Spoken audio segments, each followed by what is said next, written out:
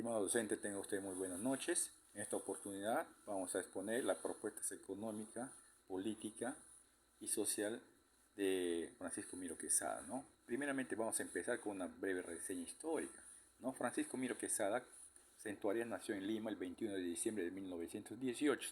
Sus padres fueron Óscar Miro Quesada de la Guerra y Josefina Cantuarias, ¿no? Inició su educación primaria en el pensionat de Sacre, en París, ¿no? En Francia, donde permaneció los 3 primeros años y cursó los 2 últimos en el Colegio Belén y Recoleta en Lima, ¿no? Sus estudios secundarios los hizo en el Antonio Raimondi, cursó sus estudios superiores en la Pontificia Universidad Católica del Perú, graduándose de bachiller en filosofía en el año de 1938, con la tesis crítica de la prueba ontológica, ¿no? Luego se trasladó a la Universidad Nacional Mayor de San Marcos para seguir cursando filosofía y matemáticas. Se graduó de doctor en filosofía el 26 de junio de 1939 con la tesis Algunos estudios sobre la categoría ensayo de una crítica de la vida psicológica en general.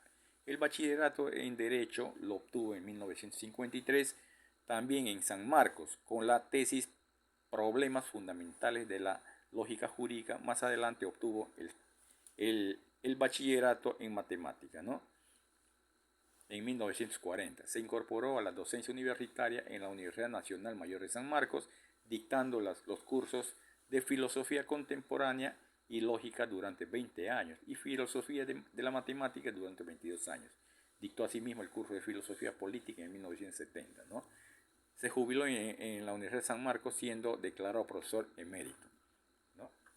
Dentro de las propuestas jurídicas tenemos que su análisis resulta ser más claro y exacto a aquellos otros afectando, ¿no? Aquellos afectando por otros investigadores que han trabajado sobre la lógica jurídica. Toda norma jurídica tiene la siguiente estructura lógica básica, es decir, toda norma jurídica tiene una forma lógica condicional y en consecuencia consta de dos partes, ¿no?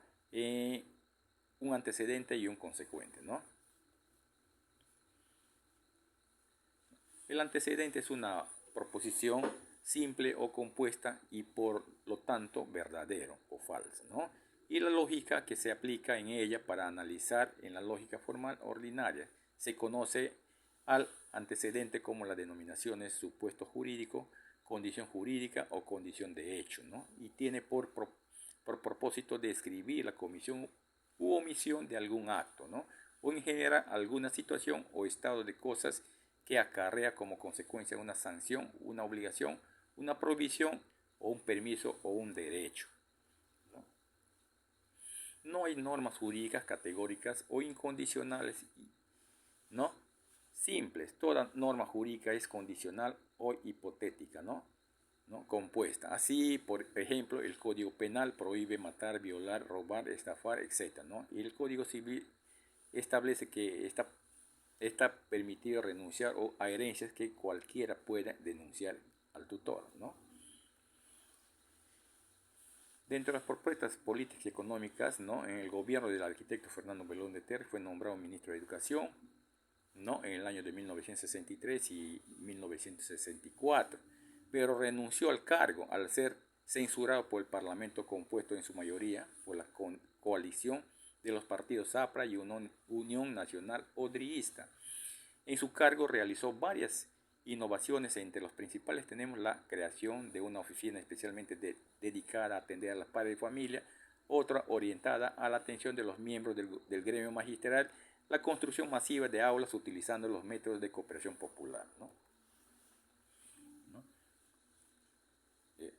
En el caso más relevante de la actualidad en el Perú es cuando Francisco Miro Quesada fue por años el ideólogo de Acción Popular. Este partido fue fundado por Fernando Belaúnde Terry, que procuró delinear su doctrina en la conquista del Perú por los peruanos en 1959, pueblo por pueblo, en 1960, y el mestizaje de la economía, ¿no?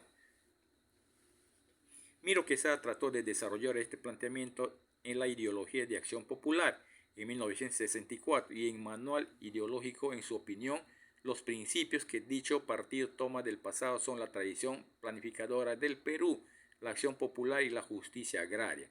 En fundamental para Miro Quesada, la concepción de un humanismo situacional postulado no en nombre de ideas, sino del reconocimiento de la condición del hombre del otro, ¿no? En 1950 ya había algunos importantes trabajos publicados sobre la lógica jurídica y temas afines, tales como la lógica de las normas, lógica de las oraciones imperativas, lógica del lenguaje valorativo, etc. Mayormente difundidos en forma de artículos y ensayos, ¿no?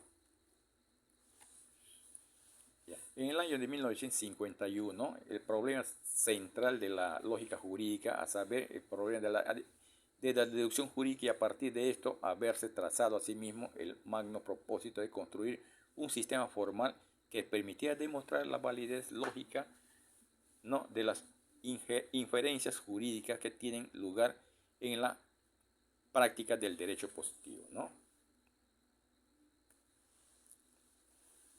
En 1988, ¿no?, a través de la publicación de su artículo Lógica Jurídica, ¿no?, cuando Miro Quesada se percataba de que la lógica jurídica es en realidad una lógica híbrida, pues aquella no es expresión de una simple aplicación de la lógica proporcional, sino que posee su propia parte específica basada en la lógica deóntica, y que además en su dominio es necesario recurrir a la lógica de primer orden, ¿no? ¿No? En 1900 se ha mencionado la figura de Carlos Iván de Negri como uno de los pensadores